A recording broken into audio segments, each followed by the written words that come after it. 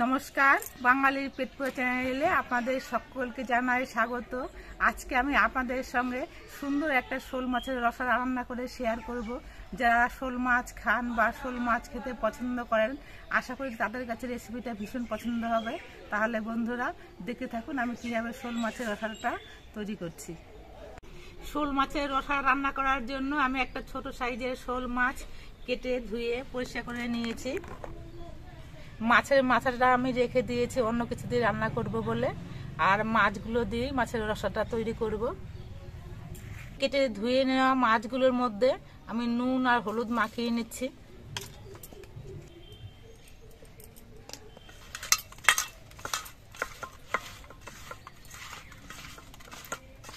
আমরা কিন্তু শোল মাছের পিসগুলো ছোট ছোট করেই খাই, এই জন্য আমি শোল মাছের পিসগুলো ছোট ছোট করেই কেটেছি।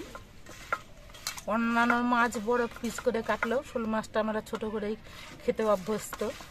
এক পিসের জায়গায় 2 পিস খাই, কিন্তু আমরা ছোট ছোট করেই খাই। শোল মাছের রসা রান্না করার জন্য আমি 4টে মাঝারি সাইজের আলু নিয়েছি। প্রথমে এই আলুগুলোকে কেটে নিচ্ছি। অনেকেই কিন্তু শোল মাছ পেঁয়াজ রসুন দিয়ে রান্না করে থাকেন, কিন্তু আজকে আমি পেঁয়াজ রসুন দিয়ে রান্না করব না, আমি শুধু আলু দিয়েই রান্না করব। কিন্তু এইভাবে পেঁয়াজ রসুন ছাড়াও যদি শোল মাছ রান্না করা হয় তাহলে খেতে কিন্তু বন্ধুরা ভীষণই ভালো হয়। একদিন আপনারা আমি যেভাবে রান্না করছি ঠিক সেইভাবেই শোল মাছের রসা রান্না করবেন, আর খেয়ে দেখবেন কতটা ভালো লাগে।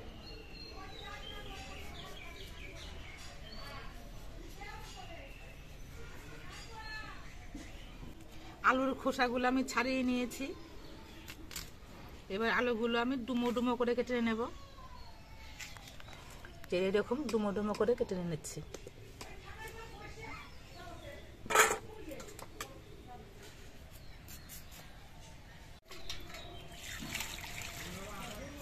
আলুগুলো কেটে নেওয়ার পর আলুগুলো ধুয়ে পরিষ্কার করে নিচ্ছি।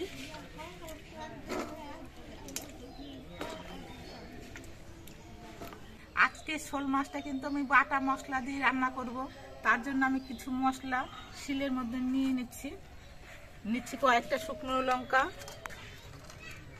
অল্প করে একটু আদা, বেশ কয়েকটা কাঁচা লঙ্কা, আর 1 চামচ গোটা জিরে।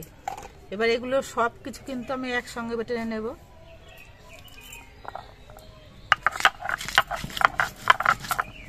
আমাদের নিজেদের কাজের সুবিধার্থে হয়তো এখন আমরা অনেকে গুঁড়ো মশলা ব্যবহার করি, কিন্তু গুঁড়ো মশলার থেকে কিন্তু যদি বাটা মশলা দিয়ে তরকারি রান্না করা হয় তাহলে খেতে কিন্তু অনেকটাই বেশি স্বাদ হয়।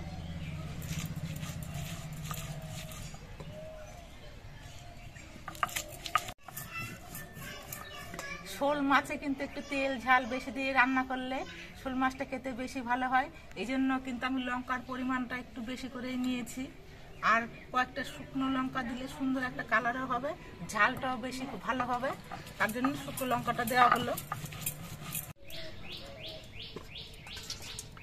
সব কিছু বাটা হয়ে গেছে, একটা বাটির মধ্যে আমি তুলে নিচ্ছি। আমার রান্নার সময় প্রত্যেক দিনই প্রায় হনুমান জ্বালাতন করে। এই দেখুন আজকেও হনুমান এসে বসে আছে। আমি খুব ভয়ে ভয়ে রান্না করি, কখন কোনটা নিয়ে দৌড় মারবে। এবার উনুনটা ধরিয়ে আমি একটা কড়াই বসিয়ে দিয়েছি। কড়াইটা বেশ ভালো মতো গরম করে নিয়েছি। এবার কড়াইতে দিচ্ছি সর্ষের তেল। কড়াইয়ের তেলটা বেশ ভালো মতো গরম হয়ে যাওয়ার পর তেলটা একটু কড়াইয়ের চারপাশে লাগিয়ে নিচ্ছি। এবার কয়েকটা পিস মাছ দিয়ে আমি ভেজে নেব।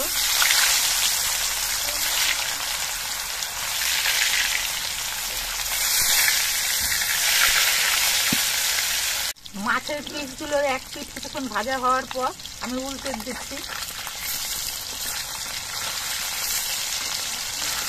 টাটকা জ্যান্ত শোল মাছ ছিল, ওই জন্য এই মাছগুলো কিন্তু খুব কড়া করে ভাজার প্রয়োজন নেই, মাঝারিভাবে ভেজে নিলেই হবে। এই পিসটাও আমি কিছুক্ষণ ভেজে নেব। মাছগুলো মাঝারিভাবে আমি ভেজে নিয়েছি। এবার মাছের পিসগুলো আমি নামিয়ে নিচ্ছি।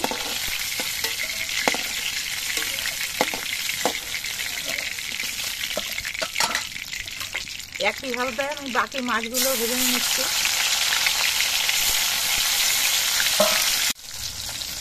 সবগুলো মাছের পিসি আমার ভাজা হয়ে গেছে। নামিয়ে নিচ্ছি। এবার কড়াইতে যে তেল আছে এই তেলের মধ্যে আমি আলুগুলো ভেজে নিচ্ছি।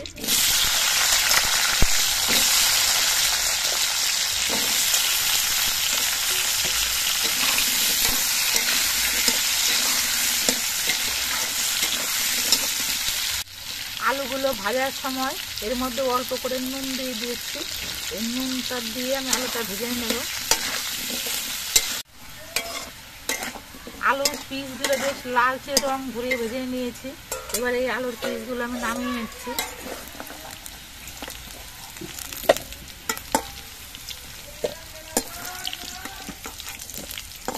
আলুটা ভেজে নেওয়ার পরও কড়াইতে যে পরিমাণ তেল আছে এই তেলে কিন্তু শোল মাছের রসাটা রান্না হয়ে যাবে। এবার এই তেলের মধ্যে দিচ্ছি 2টো তেজপাতা, 2টো শুকনো লঙ্কা আর অল্প করে একটু গোটা জিরে। এবার এই সব মশলাগুলো একটু ভেজে নেব বেশি লালচে রং ধরিয়ে। দেখুন তেজপাতা, শুকনো লঙ্কা, জিরে এগুলো কিন্তু সবই ভাজা হয়ে গেছে। এবার এর মধ্যে আমি বাটা মশলাটা দিয়ে দিচ্ছি।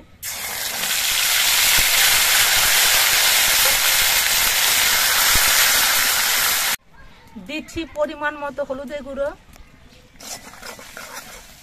এবার মশলাগুলো কিন্তু কিছুক্ষণ কষিয়ে নিতে হবে। মশলাগুলো কষানোর সময় আমি পরিমাণ মতো নুন দিয়ে দিচ্ছি। আমি আলু ভাজার সময় নুন দিয়েছি, এটা খেয়াল রেখে নিয়ে কিন্তু নুনটা দিলাম। মশলাটা মিনিট 2-এর মতো কষিয়ে নিয়েছি। মশলা থেকে দেখুন তেল ছেড়ে দিয়েছে। এবার এর মধ্যে ভেজে রাখা আলুগুলো দিয়ে দিচ্ছি। এবার আলু দিয়ে মশলাটা দিয়ে আরো কিছুক্ষণ কষিয়ে নিতে হবে। আলু দিয়ে মশলা দিয়ে আমি 2-3 মিনিটের মতো কষিয়ে নিয়েছি। এবার ঝোল দিয়ে দিচ্ছি। এই মাছে কিন্তু খুব ঝোল রাখলে খেতে ভালো লাগবে না, অল্প অল্প ঝোল রাখতে হবে, তাহলে খেতে কিন্তু বেশি ভালো লাগবে।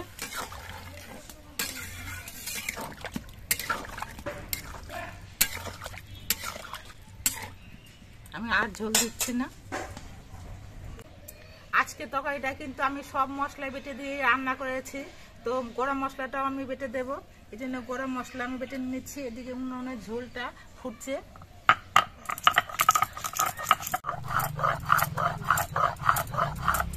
গরম মশলা আমি মিহি করে বেটে নিয়েছি। এবার এটা একটা আমি বাটির মধ্যে তুলে নিচ্ছি।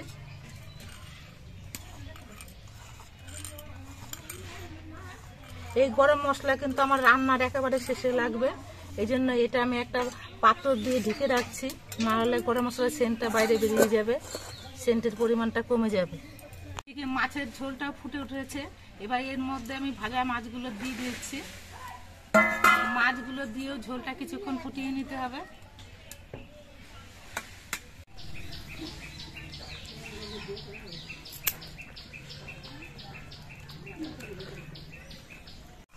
মাছ দিয়ে ঝোলটাও কিন্তু আমি বেশ কিছুক্ষণ ফুটিয়ে নিয়েছি, মোটামুটি 3-4 মিনিটের মতো ফুটিয়ে নিয়েছি। আলুগুলো কিন্তু সব সেদ্ধ হয়ে গেছে। এবার আমি কয়েকটা আলু পিস আমি হাতার পেছনটা দিয়ে গলিয়ে দিচ্ছি, তাহলে ঝোলটা কিন্তু অনেকটা ঘন হবে, ঝোলটা দেখতেও ভালো লাগবে আর খেতেও ভালো লাগবে।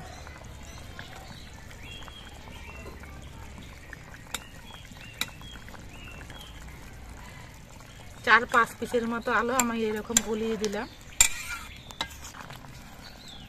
ঝোলটা কিন্তু অনেকটা ঘন হয়ে গেছে, আর ঝোলের মধ্যে আলু দেওয়া আছে, নামানোর পর ঠান্ডা হলে কিন্তু ঝোলটা আরো ঘন হয়ে যাবে।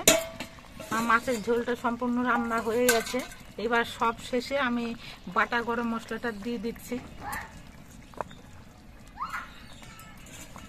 এভাবে গোটা গরম মশলা বেটে নিয়ে যদি মাছের ঝোল রান্না করা হয়, তাহলে মাছের ঝোলের সেন্টটা কিন্তু আরো ভালো হয়, খেতে আরো বেশি ভালো হয়। গরম মশলা বাটা দিয়ে আর আমি বেশিক্ষণ ফোটাবো না, আমি মিনিট খানেকের মতো একটুখানি রান্না করে নেব। এবার মাছের ঝোলটা আমি নামিয়ে নিচ্ছি।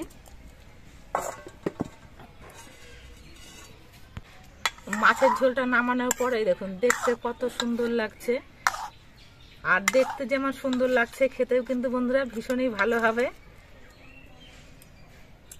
এবার এটা আমি একটা পাত্রের মধ্যে ঢেলে নিচ্ছি। আপনারা দেখতে পেলেন আমি কিভাবে শোল মাছের রসাটা রান্না করলাম। আপনারাও একদিন এইভাবে পেঁয়াজ রসুন ছাড়া শোল মাছের রসা রান্না করে খেয়ে দেখবেন। আশা করছি আপনাদের কিন্তু খেতে ভীষণই ভালো লাগবে। আর আমাদের ভিডিওটা আপনাদের কেমন লাগলো, যদি ভালো লাগে ভিডিওটিতে একটি লাইক দেবেন, নতুন বন্ধু হলে চ্যানেলটিকে সাবস্ক্রাইব করে দেবেন। সকলে সুস্থ থাকবেন, ভালো থাকবেন। দেখা হবে পরবর্তী আরেকটি ভিডিওতে।